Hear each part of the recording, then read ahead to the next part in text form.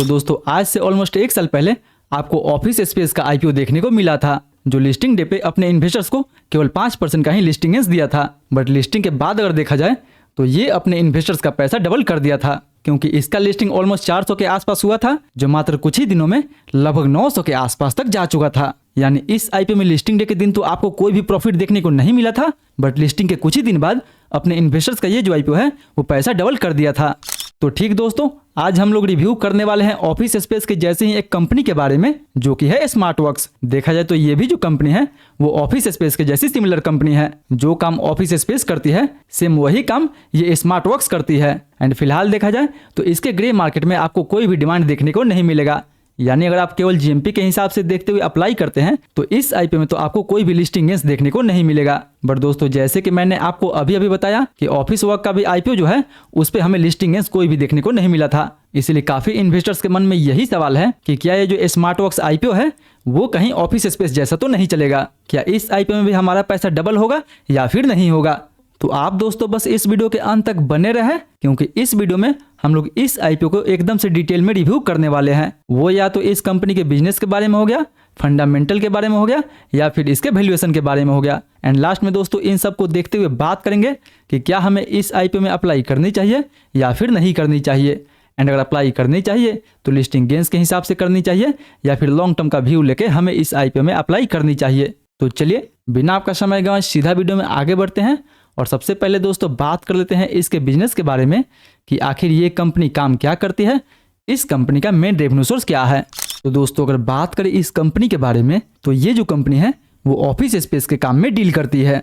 यानी ये जो कंपनी है वो किसी खाली घर को रेंट पे या फिर लीज पे लेती है, फिर उस घर को ये कंपनी ऑफिस के रूप में बदलती है एंड उसके बाद उसी ऑफिस को ये कंपनी रेंट पे देती है। यानी सिंपल में बोले तो ये कंपनी ऑफिस स्पेस के काम में डील करती है। वही नहीं दोस्तों, देखा जाए तो इस कंपनी का काफी अच्छा खासा क्लाइंट बेस भी है, जैसे ग्रो हो गया, लार्सन एंड टर्बो हो गया, महिंद्रा हो गया, मेक माई ट्रिप हो गया या फिर परसिस्टेंस हो गया। देखा जाए तो कंपनी के पास काफी अच्छा खासा क्लाइंट बेस है, जिनके तरफ से इस कंपनी को काफी अच्छा खासा रेगुलर ऑर्डर भी मिलते रहता है।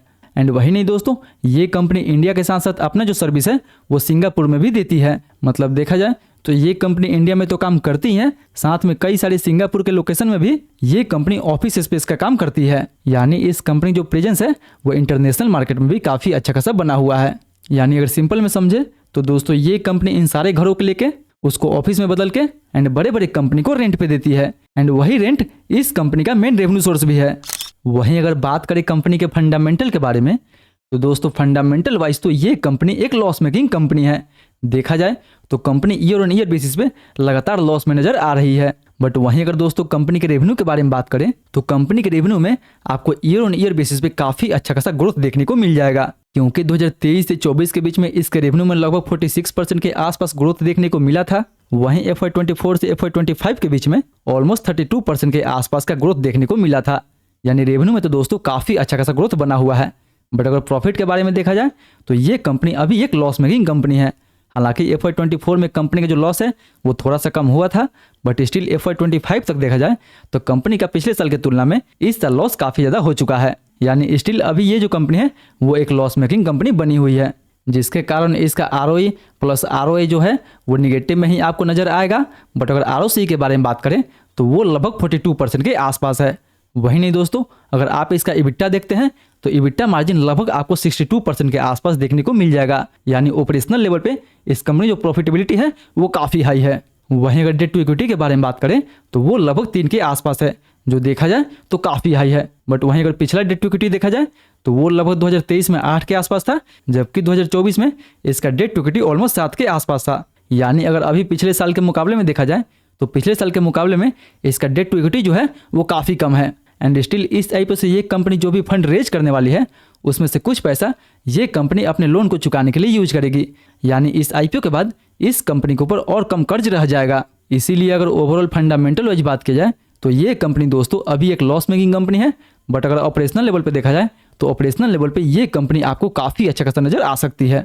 वहीं अब अगर इस आईपीओ के डिटेल के बारे में बात करें तो ये आईपीओ 10 से 14 जुलाई के बीच में ओपन रहेगा, जिसका प्राइसमेंट 387 रुपये से 407 रुपये पर शेयर रखा गया है। हालांकि दोस्तों अगर आप इस कंपनी के एम्प्लॉय हैं तो आपको एडिशनल 37 रुपये पर शेयर का छूट दिया गया है, जो कि एम्प्लॉय के लिए काफी अच्छा रहने वाला है। वहीं अगर बात करें इस आईपीओ के टोटल इशू साइज के बारे में, तो इस आईपीओ का total issue size almost 582 crore का होने वाला है, जिसमें से 445 करोड़ का फ्रेश इशू एंड 137 करोड़ का ऑफर फॉर सेल होने वाला है। मतलब कि मैक्सिमम पैसा कंपनी के पास जाने वाला है, जिससे कि ये कंपनी अपने बिजनेस ग्रोथ के लिए यूज करेगी एंड कुछ पैसा कंपनी अपने लोन को चुकाने के लिए यूज करेगी। वहीं 10 रुपये के फेस वैल्यू पे मिनिमम आप इसमें एक लॉट अप्लाई कर सकते हैं। एक लॉट में आपको 36 शेयर मिलेगा, जिसके लिए आपको 14,652 रुपये तक इन्वेस्ट करना होगा। वहीं अगर बात करें इस आईपीओ के कोटा के बारे में, तो रिटेल को इस आईपीओ में लगभग 35% का कोटा दिया गया है। यानी इस आईपीओ का टोटल इशू साइज 582 करोड़ का है, जिसमें से ऑलमोस्ट 203 करोड़ के आसपास का जो फंड है वो रिटेल के लिए रिजर्व रखा जाएगा। यानी रिटेल का जो कोटा है वो 35% का होने वाला है। वहीं एनआरआई का कोटा आपको 15% का देखने को मिल जाएगा, जबकि अगर क्यूआईबी के बारे में बात करें तो क्यूआईबी का कोटा आपको 50% के आसपास देखने को मिल जाएगा। वहीं ये आईपीओ 10 से 14 जुलाई के बीच में ओपन रहेगा, जिसका अलॉटमेंट आपको 15 जुलाई को देखने को मिल जाएगा। एंड बाई चांस दोस्तों अगर आपको इस आईपीओ का अलॉटमेंट नहीं मिलता है तो इस आईपीओ का रिफंड भी आपको 16 जुलाई को देखने को मिल जाएगा। एंड अगर आपको अलॉटमेंट मिलता है तो इसका शेयर भी आपके डीमैट अकाउंट में 16 जुलाई को ही क्रेडिट कर दिया जाएगा। एंड फाइनली दोस्तों बात करें इस आईपीओ की लिस्टिंग डेट के बारे में, तो इस आईपीओ का लिस्टिंग भी आपको 17 जुलाई को देखने को मिल जाएगा।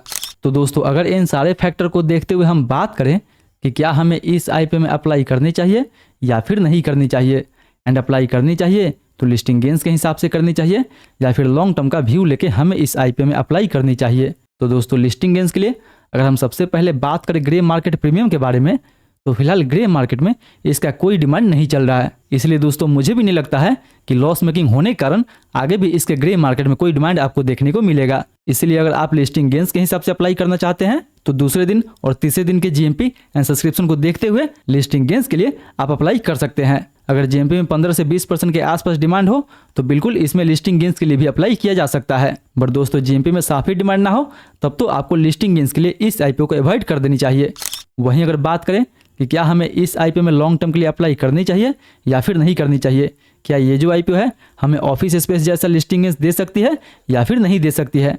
क्योंकि दोस्तों देखा जाए तो ऑफिस स्पेस लिस्टिंग के बाद काफ़ी अच्छा खासा चला हुआ था, जबकि उस समय ऑफिस स्पेस भी एक लॉस मेकिंग कंपनी थी। हालांकि ऑफिस स्पेस अभी एक प्रॉफिटेबल कंपनी है, लेकिन जब ये आईपीओ आया था उस समय भी ऑफिस स्पेस एक लॉस मेकिंग कंपनी थी। इसलिए काफ़ी लोग के मन में ये सवाल था कि कहीं ये आईपीओ भी ऑफिस स्पेस के जैसा लिस्टिंग के बाद कहीं काफ़ी अच्छा खासा गेन दे सकता है या फिर नहीं दे सकता है। तो दोस्तों देखिए ये आईपीओ लिस्टिंग के बाद चलेगा या फिर नहीं चलेगा डिपेंड करता है ओवरऑल मार्केट के ट्रेंड पे। देखा जाए तो जब ऑफिस स्पेस का आईपीओ आया हुआ था उस समय मार्केट का जो ट्रेंड था वो काफ़ी बुलिश ट्रेंड था। जो भी आईपीओ आता था उसमें हमें काफ़ी अच्छा खासा लिस्टिंग गेंस देखने को मिलता था। बट अभी के मार्केट का जो सिचुएशन है वो उससे काफ़ी अलग है। इसलिए हम क्लियरली ये नहीं बोल सकते हैं कि ये भी आईपीओ ऑफिस स्पेस जैसा लिस्टिंग के बाद काफ़ी अच्छा खासा चलेगा। बट अगर हम कुछ एनालिसिस करें तो दोस्तों जैसे कि आपको पता है कि ये कंपनी अभी एक लॉस मेकिंग कंपनी है। हालांकि कंपनी के रेवेन्यू में आपको काफ़ी अच्छा खासा ग्रोथ देखने को मिल जाएगा, जो कि एक काफ़ी पॉजिटिव बात है। यानी कंपनी अभी तो लॉस मेकिंग है, बट ये जरूरी नहीं है कि ये कंपनी आगे भी लॉस मेकिंग बनी रहेगी, क्योंकि हर साल इस कंपनी के रेवेन्यू में आपको 30% से ऊपर ग्रोथ देखने को मिल जाएगा। वहीं कंपनी अपने डेट को रिपेमेंट लगातार कर रही है, जो देखा जाए तो पिछले कई सालों के मुकाबले में काफ़ी अच्छा रहने वाला है। यही नहीं दोस्तों, अगर ओवरऑल इस लॉस के मुकाबले अगर कंपनी को आप एबिटा लेवल पे देखते हैं तो एबिटा लेवल पे ये कंपनी आपको काफ़ी अच्छा खासा नजर आ सकती है। वहीं ये कंपनी जिस सेक्टर में काम करती है उस सेक्टर में आपको काफ़ी तेजी से ग्रोथ देखने को मिल रहा है। यानी अगर 2027 तक देखा जाए तो 2027 तक इस सेक्टर में आपको 20 से 25% के CAGR से ग्रोथ देखने को मिल सकता है। इसलिए वहीं अगर आप इस कंपनी को ऑफिस स्पेस के साथ कंपेयर करते हैं तो इस कंपनी का एरिया ऑफिस स्पेस से कहीं ज़्यादा है। वही नहीं, इसका ऑक्यूपेंसी रेट भी ज़्यादा है। प्लस अगर क्लाइंट टेन्योर के बारे में बात करें तो इस कंपनी का क्लाइंट टेन्योर भी लगभग 46 मंथ के आसपास है, जो देखा जाए तो ऑफिस स्पेस से काफ़ी अच्छा है। इसलिए अगर ओवरऑल देखा जाए तो ये कंपनी लॉन्ग टर्म के लिए भी काफ़ी अच्छा खासा रह सकती है। हालांकि अभी ये एक लॉस मेकिंग कंपनी है, बट ओवरऑल देखा जाए तो ये कंपनी लॉन्ग टर्म के लिए काफ़ी अच्छा खासा रह सकती है। इसलिए ऐसा बोल सकते हैं कि मे बी हमें इसमें लिस्टिंग गेंस कुछ देखने को ना मिले, बट अगर मार्केट अच्छा रहता है, लिस्टिंग गेंस के दिन इसके डिमांड में भी काफ़ी तेजी रहता है, तो ये आईपीओ लिस्टिंग के बाद भी हमें काफ़ी अच्छा खासा प्रॉफिट दे सकता है। हालांकि दोस्तों ओवरऑल डिपेंड करेगा मार्केट के कंडीशन पे। इसीलिए जो भी होगा हम लोग बात करेंगे इसके लिस्टिंग डे के दिन कि हमें इसमें फ्रेश एंट्री लेनी चाहिए या फिर नहीं लेनी चाहिए। फिलहाल के लिए दोस्तों इतना ही। मैं इस आईपीओ में लॉन्ग टर्म के लिए जरूर अप्लाई करने वाला हूं। बाकी आप मुझे कमेंट करके बताएं कि आप इस आईपीओ में लिस्टिंग गेंस के लिए अप्लाई करने वाले हैं या फिर लॉन्ग टर्म के व्यू लेके आप इस आईपीओ को अप्लाई करने वाले हैं। फिर मिलते हैं अगले वीडियो में। तब तक आप इस वीडियो को टैप करके ट्रेवल फूड का IPO रिव्यू देखना ना भूलें।